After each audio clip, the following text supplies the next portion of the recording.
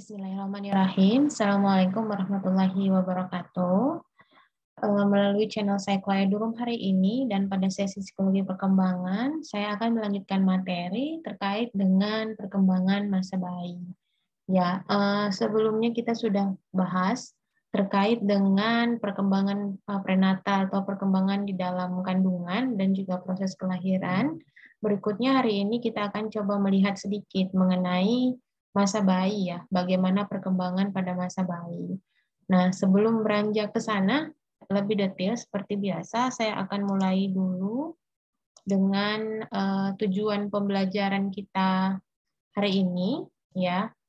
Ada 4 subbab yang akan coba kita bahas satu persatu. Yang pertama kita akan lihat perkembangan fisik, kemudian yang kedua perkembangan kognitif, perkembangan bahasa, dan perkembangan psikososial. Nah, konteks perkembangan ini dia sebenarnya terkait juga dengan yang sudah dulu pernah kita bahas di pengantar psikologi perkembangan, ya bahwa aspek perkembangan itu kan dilihat dari 3 komponen ya, dari fisik, kognitif, dan juga psikososial. Jadi bahasa ini masuk ke dalam kognitif. Nanti fisik akan dibagi dari perkembangan fisiknya sendiri dan juga motorik, kemudian juga ada perkembangan psikososial. Di sini termasuk juga perkembangan emosi ya, perkembangan emosi pada masa bayi. Oke, kita akan lihat dulu di bagian yang pertama itu adalah pengenalan secara umum. Pengenalan secara umum apa itu masa bayi. Seperti yang udah kita tahu ya, masa bayi itu kan dimulai ketika seorang anak itu dilahirkan. Berarti setelah dilahirkan itu usia 0 hari itu sudah start dia masuk ke dalam masa bayi. Nah, masa bayi itu dianggap sebagai basic ya, masa yang paling dasar karena dia juga merupakan dasar dari periode kehidupan sesungguhnya gitu. Nah, meskipun kita bilang bahwa perkembangan itu dimulai dari masa prenatal, hanya dalam proses prenatal itu kan proses memang proses pembentukan ya, pembentukan yang tadinya dia hanya terdiri dari 2 sel telur dan sel sperma, kemudian berkembang yang tadinya organnya tidak nampak jelas, bentuk tubuhnya nggak jelas, nggak nampak jelas gitu ya, sampai utuh bayi ketika dilahirkan. Nah, kemudian perkembangan lainnya itu dimulai dari masa bayi gitu ya. Bagaimana kemudian kemampuan otaknya berkembang, kemudian bagaimana kemampuan fisiknya juga berkembang, kemampuan dia untuk relate dengan lingkungan sosial juga berkembang, semua di sana berkembang gitu ya. Jadi pola-pola perilaku itu mulai terbentuk ketika dia sudah lahir, kemudian sikapnya bagaimana, ekspresi emosi itu semua mulai berkembang dimulai dari masa bayi. Untuk itu, makanya dikatakan masa bayi itu adalah masa dasar. Ya, dia periode dasar karena dia adalah tonggak awal atau peletakan awal kehidupan manusia yang sesungguhnya gitu. Oke. Nah, ini.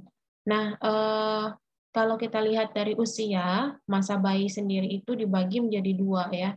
Yang pertama ada neonatal, yang kedua ada postneonatal. Nah, ini sebenarnya lebih ke hari ya, perhitungan usia. Jadi kalau neonatal, kalau kita lihat natal itu kan artinya bayi ya. Neo itu artinya baru. Jadi ini emang baru sekali lahir gitu. Ada neonatal dini, ada neonatal lanjut. Jadi umur seminggu pertama ya, seminggu pertama kelahiran dan usia 0 sampai 7 hari itu masuk ke masa neonatal dini. Ya, neonatal dini. Kemudian usia 8 sampai 28 hari atau bisa dibilang ini 4 minggu ya, sebulan pertama itu disebut dengan neonatal lanjut. Jadi usia bayi dari 0 sampai dengan 1 bulan itu masih disebut dengan masa neonatal, bayi baru lahir gitu ya. Neonatal itu sendiri dibagi 2, ada neonatal dini dan neonatal lanjut. Jadi seminggu pertama disebut neonatal dini dan sisanya dari mulai masuk minggu kedua sampai minggu keempat itu disebut dengan neonatal lanjut. Nah, sedangkan post neonatal itu dimulai dari usia 2 bulan sampai dengan 2 tahun. Ya. Jadi kalau kita lihat seluruh perhitungannya, maka masa bayi itu dimulai dari usia 0 hari sampai dengan 2 tahun atau 24 bulan. Ya, itu adalah masa bayi yang sesungguhnya. Jadi di mana dari masa 0 sampai 2 tahun ini kemudian dibagi dari masa neonatal dan juga post neonatal. Sekali lagi saya tekankan ini hanya perbedaan berdasarkan usia ya antara masa neonatal dan post neonatal. Nah, berikutnya kita akan lihat secara umum ciri-ciri dari masa bayi. Jadi seperti yang sudah saya sebutkan tadi di awal, bahwa masa bayi itu adalah masa dasar yang sesungguhnya basic. Kita mengajarkan segala sesuatu, memberikan stimulasi segala sesuatu itu ya dimulai dari masa bayi. Meskipun sudah kita berikan juga di dalam kandungan, tapi kita tidak bisa lihat, nggak bisa tracking, melihat langsung bagaimana perubahan yang dialami oleh bayi gitu ya. Tapi kalau misalnya sudah lahir, kita sudah bisa lihat, sudah bisa kita pegang, sudah bisa kita lihat wujudnya seperti apa. Di situ ketika kita berikan stimulasi, kita juga bisa melihat bagaimana progresnya. Begitulah makanya dikatakan masa bayi ini adalah masa basic yang sesungguhnya. Dasar semua kita ajarkan gitu ya, pembelajaran-pembelajaran yang sesungguhnya itu kita mulai dari masa bayi. Nah, kemudian yang kedua, masa bayi juga dikatakan bahwa masa pertumbuhan dan perubahan yang sangat pesat terjadi. Gitu ya. Jadi masa 0 sampai dengan 2 tahun ini ya, masa 0 sampai dengan 2 tahun itu perubahan pesat sangat terjadi. Mulai dari pertambahan berat badan, mulai dari pertambahan tinggi badan, kemudian juga dari yang nggak punya gigi, punya gigi, dari yang tadinya makannya hanya air berupa air ASI ibu gitu ya, sampai kemudian makan makanan padat, kemudian yang tadinya hanya bisa menangis sampai bisa bicara, kemudian yang tadinya nggak bisa jalan hingga bisa berjalan bahkan berlari. Nah, ini perubahannya terjadi sangat pesat. Sedangkan di usia berikutnya setelah bayi ini perubahannya itu tidak terlihat dengan sangat signifikan meskipun ada aspek-aspek perkembangan lain seperti perkembangan kognitif, bahasa, emosi dan lain sebagainya juga kelihatan perubahan yang signifikan gitu. Tapi di masa bayi ini kita compare dari bayi dari 0 hari sampai dengan usia 2 tahun, kita compare itu perubahannya sangat dramatis sekali, sangat signifikan sekali perubahannya. Seperti itu. Ya, kemudian masa bayi juga dikatakan masa berkurangnya ketergantungan. Nah, ini kalau usianya mungkin sudah masuk ke post neonatal ya, di atas 1 tahun.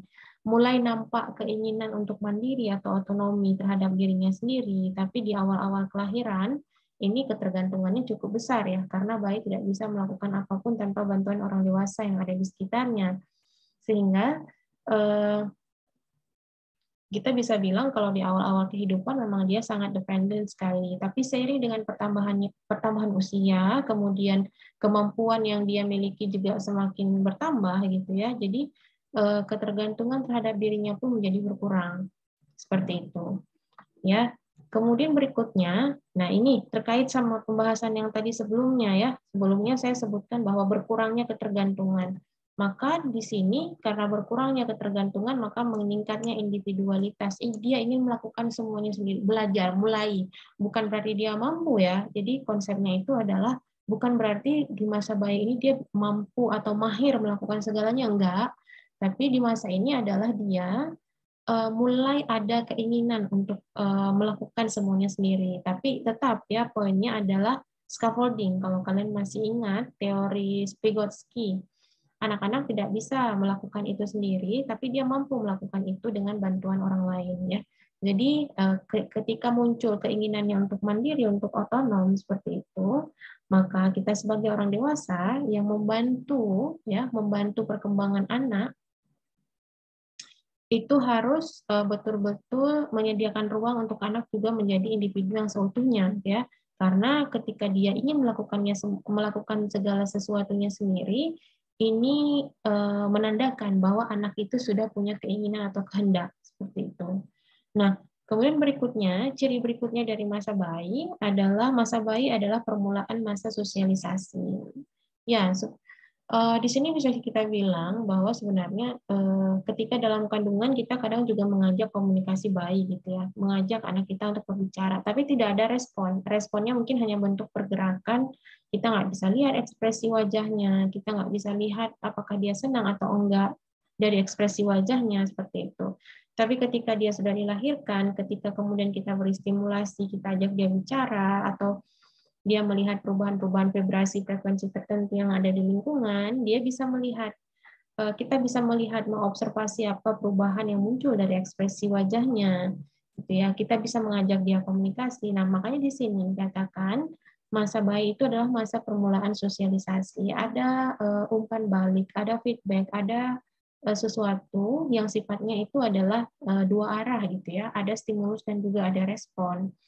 Sehingga bisa kita bilang bahwa permulaan sosialisasi ini dimulai dari masa bayi. Kemudian berikutnya, ciri lainnya adalah masa bayi adalah permulaan berkembangnya penggolongan peran seks.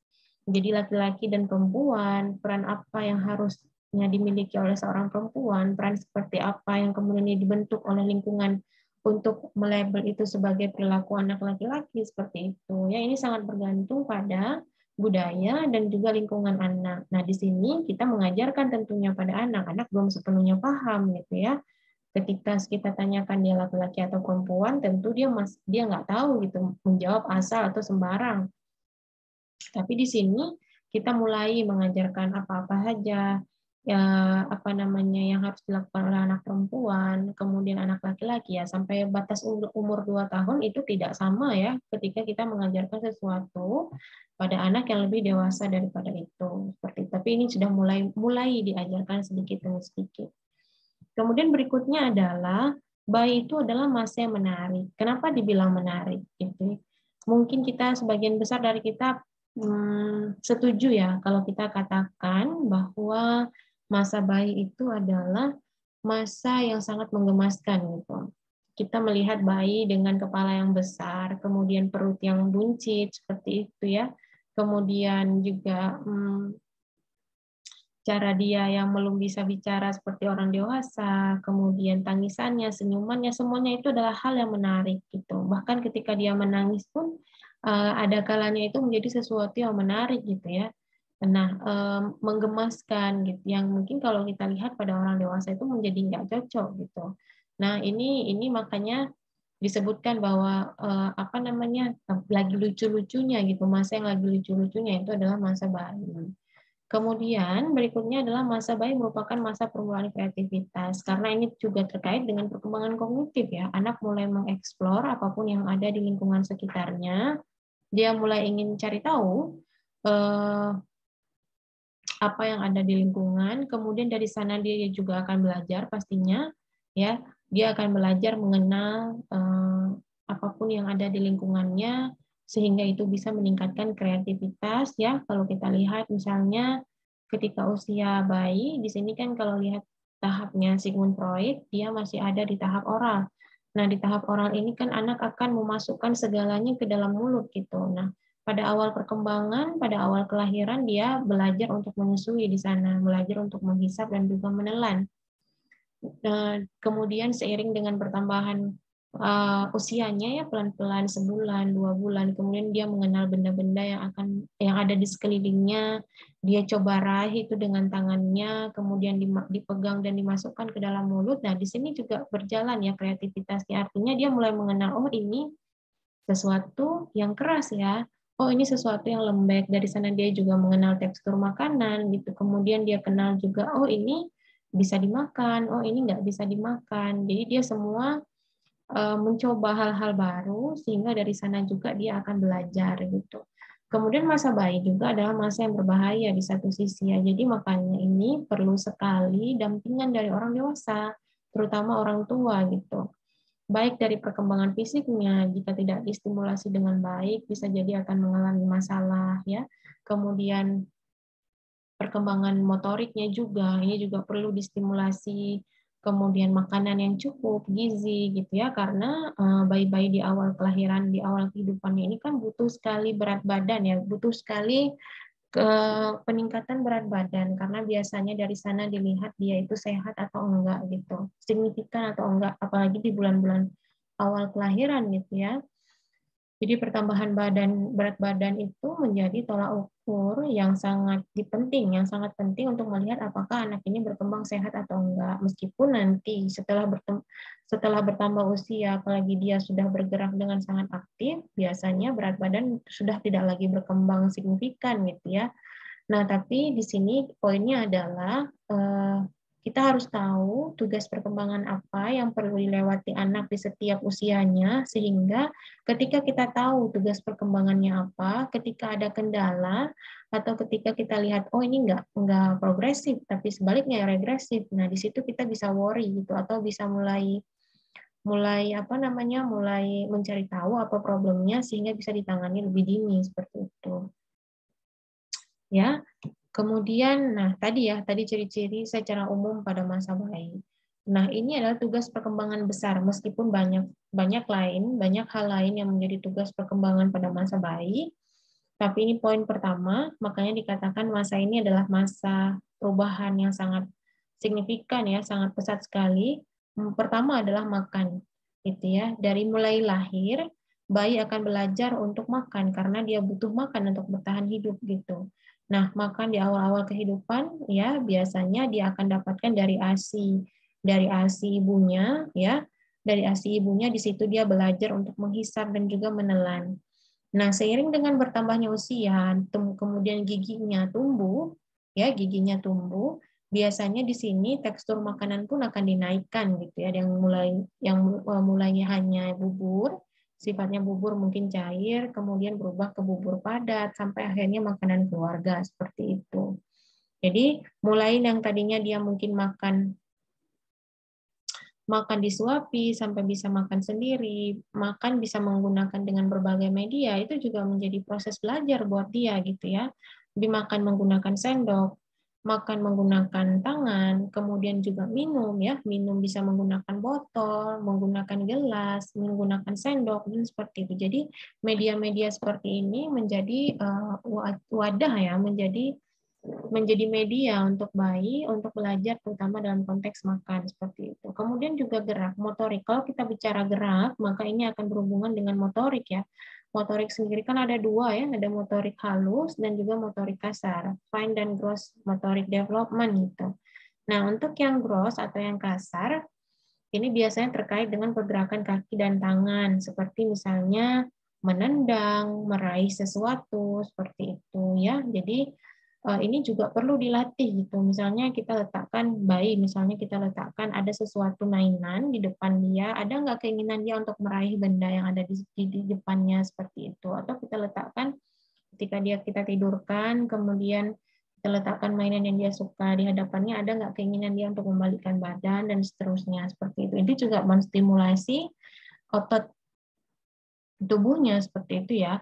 Kemudian juga selain pada belajar, mulai dari belajar tengkurap, kemudian dari sana dia belajar untuk duduk, belajar untuk merangkak, duduk, kemudian belajar berdiri sampai dia bisa berjalan bahkan berlari ya. Kemudian motorik halus itu terkait dengan fungsi-fungsi jari-jari, baik jari tangan maupun jari kaki ya. Seperti mengancing baju, kemudian juga mengikat tali sepatu, kemudian juga menulis karena itu menggunakan jari-jari. Nah, itu juga berhubungan dengan motorik ya, gerak. Kemudian berikutnya adalah belajar bicara. Belajar bicara tentunya berhubungan dengan perkembangan bahasa. Di awal kehidupan, mungkin bayi seperti yang sudah berulang saya sampaikan, bayi belajar bicara itu dengan menangis ya. Dia berkomunikasi dengan menangis. Nah, tangisannya itu bisa menghasilkan banyak sekali makna. Nah, seiring dengan stimulasi yang juga kita berikan pada anak, biasanya anak juga mulai meniru cara berbicara, mulai dari cooing sampai dengan dia babbling, kemudian sampai dia bisa mengucapkan satu suku kata, kemudian dia menggabungkannya dalam sebuah kalimat ya, sampai bahasa yang sepotong-sepotong sampai kita bisa mengerti apa yang dia maksud seperti itu. Nah, di sini penting sekali mengajarkan anak untuk mengenal bahasa ibu, ya, mother language itu yang paling penting dulu. Nggak perlu ngajarin dia terlalu banyak bahasa, karena ini akan membuat dia bingung, justru akan memperlambat komunikasi, karena sebenarnya poin paling penting dalam perkembangan bahasa ini adalah komunikasi. Ketika kita bisa paham maksud anak apa, dia ingin mengatakan apa, atau dia ingin mengutarakan perasaan apa yang dia rasakan, dan kita juga ingin mengatakan apa yang kita alami pada anak. Nah, di sini kan pentingnya komunikasi dan medianya adalah bahasa seperti itu. Nah, kalau misalnya mengajarkan terlalu banyak bahasa, khawatirnya anak akan mengalami kebingungan. Jadi, di usia-usia awal ini yang paling penting adalah ajarkan anak untuk menguasai satu bahasa, terutama bahasa ibu yang tujuannya adalah untuk berkomunikasi dengan kita gitu ya, agar keinginan anak tersampaikan dan menghindari dia untuk mengalami speech delay atau keterlambatan bicara, bahkan mungkin bisa juga jadi agresif ya anaknya. Agresif bukan karena apa, biasanya agresif itu karena dia nggak bisa ngutarain apa yang dia rasakan sehingga dia kesal, ya kesal sehingga dilampiaskan dalam bentuk komunikasi nonverbal seperti itu, karena komunikasi verbalnya yang tadi terbatas. Nah, ini tangisan ya. Komunikasi tadi terkait dengan komunikasi. Tangisan bayi saat lahir itu bagus sebenarnya ya, karena itu adalah bentuk refleks murni dan fungsinya adalah untuk menstimulasi kerja paru-paru untuk pernafasan. Nah, seperti yang udah kita tahu bahwa ketika bayi lahir, dia kan akan langsung nangis ya. Ini adalah bentuk penyesuaian awal yang dia lakukan. Karena ketika di dalam kandungan ibu, dia tidak perlu susah-susah untuk mencari oksigen ataupun makanan, karena semua sudah diberikan oleh ibu yang ditransfer melalui plasenta. Nah, ketika dia sudah dilahirkan, maka plasenta itu kan udah nggak lagi berfungsi ya. Dia harus bisa mencari makan sendiri, bernafas sendiri. Nah, itulah fungsinya paru-paru. Fungsinya tangisan pertama itu adalah untuk menstimulasi kerja paru-paru gitu ya. Jadi membuat tali suara bergetar.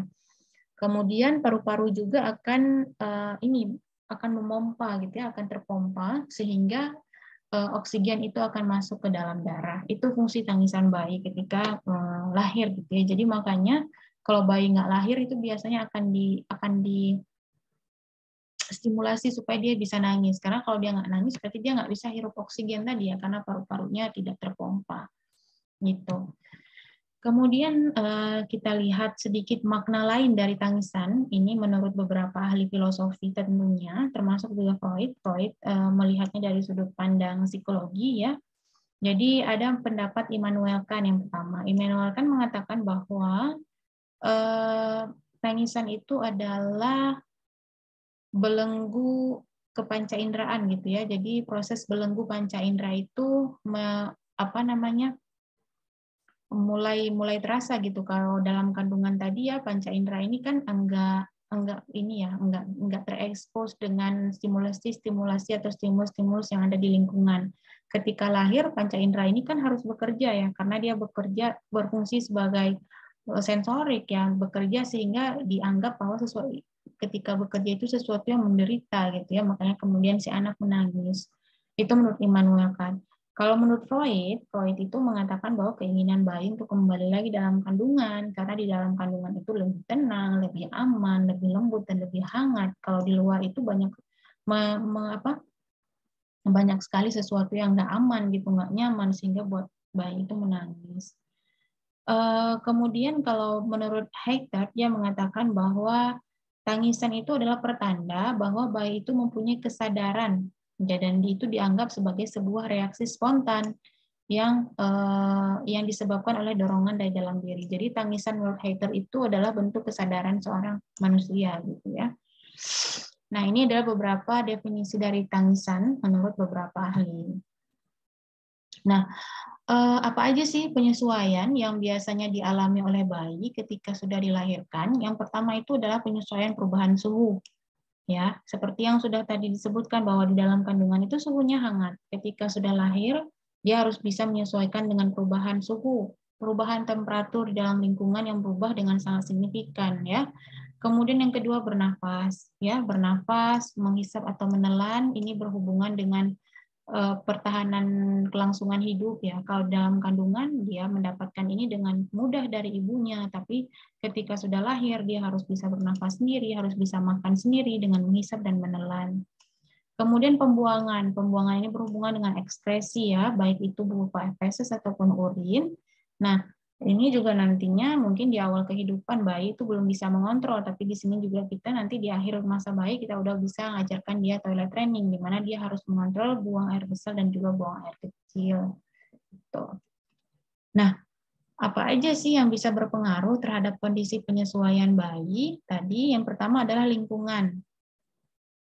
Ya, lingkungan prenatal. Kemudian juga jenis persalinan yang dialami oleh ibu ya, apakah persalinan itu normal atau persalinan itu melalui operasi sesar atau persalinan yang menggunakan bantuan alat medis seperti vakum dan lain sebagainya, itu juga bisa mempengaruhi kondisi si bayi gitu ya.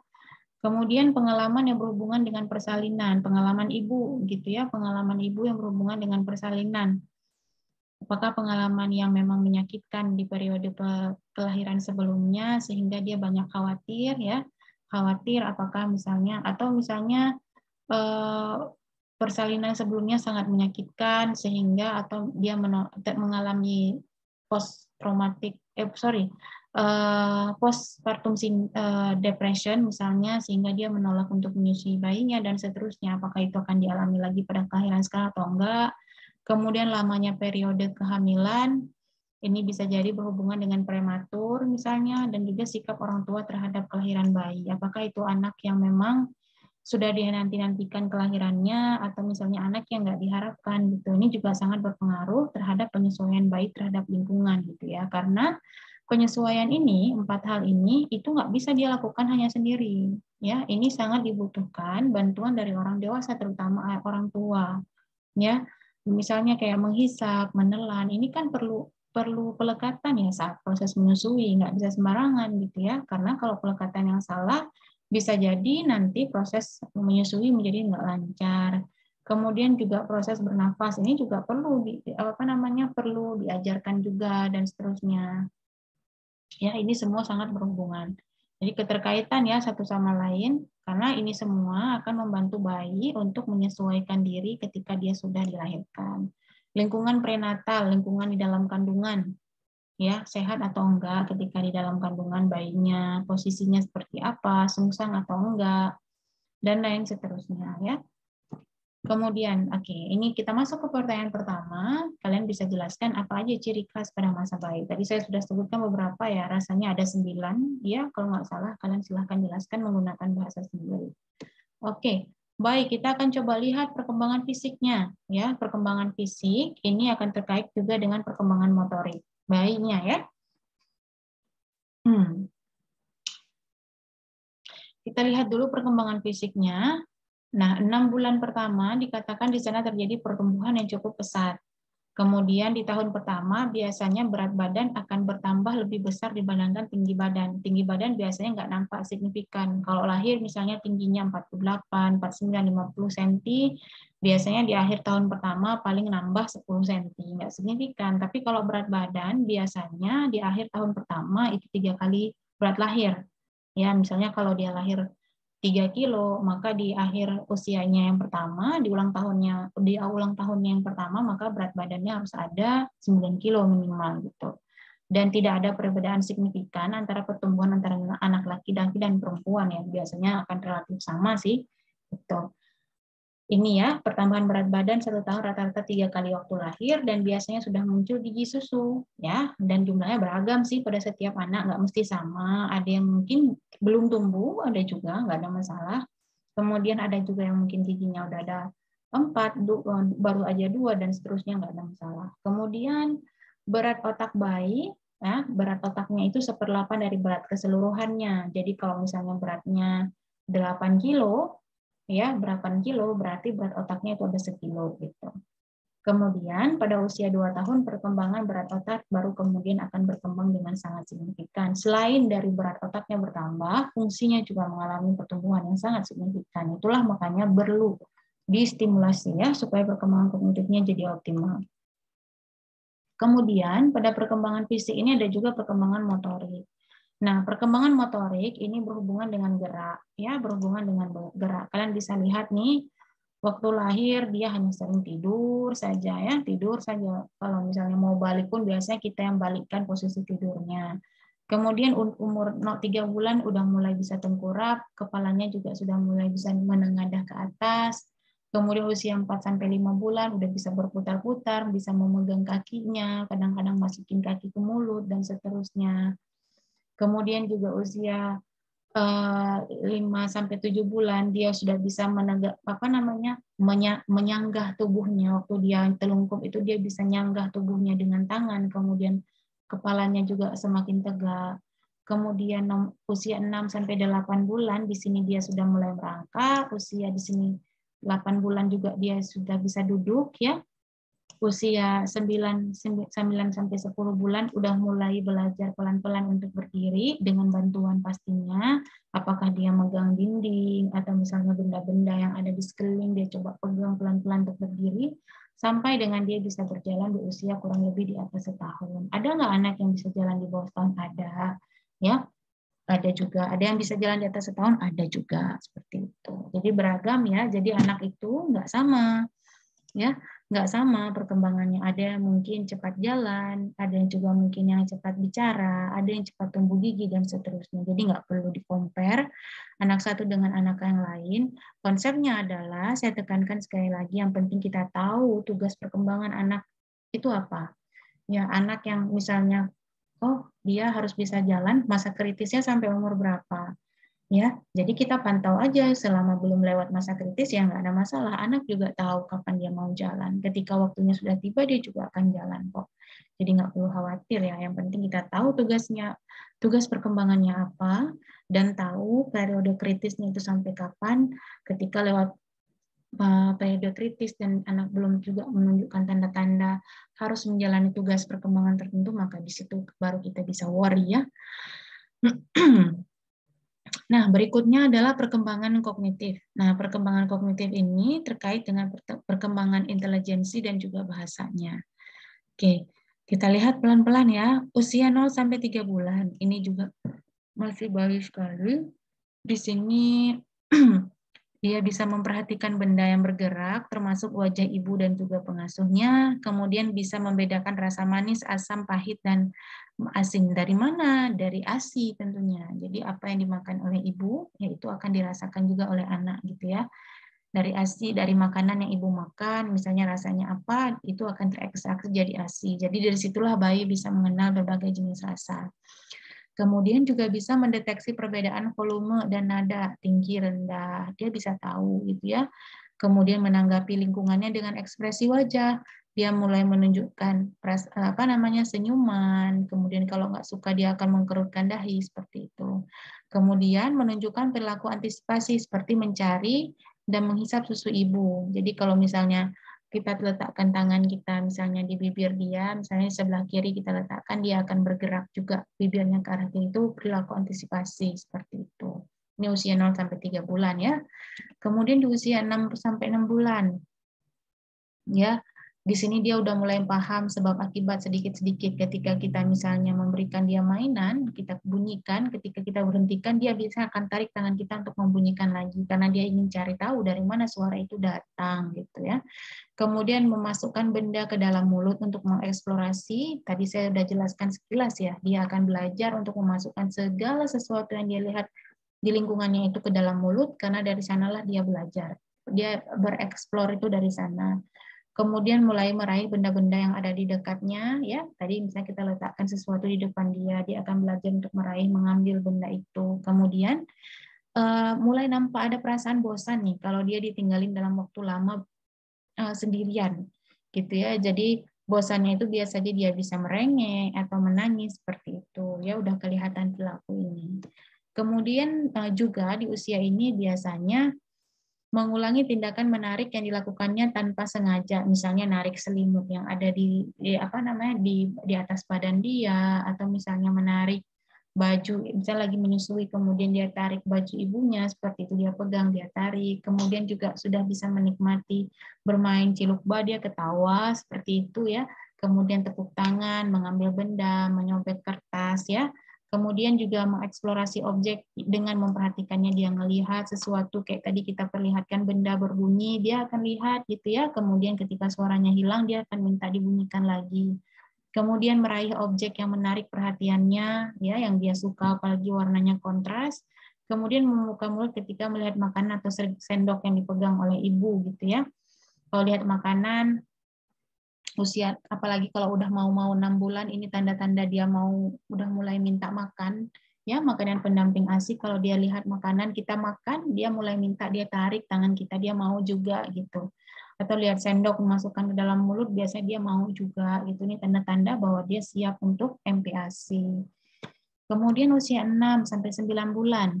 Nah, di sini dia mampu membedakan antara benda hidup dan benda mati gitu ya. Nah, misalnya dia lihat kucing berjalan gitu ya, dia anggap itu benda hidup. Kalau misalnya dia lihat boneka, oh itu nggak hidup, seperti itu. Ya, kemudian memberitahu perbedaan antara gambar dengan menunjukkan jumlah objek yang berbeda. Ini udah mulai kelihatan ya perkembangan kognitifnya. Kemudian memanfaatkan ukuran relatif suatu objek untuk menentukan seberapa jauh jaraknya.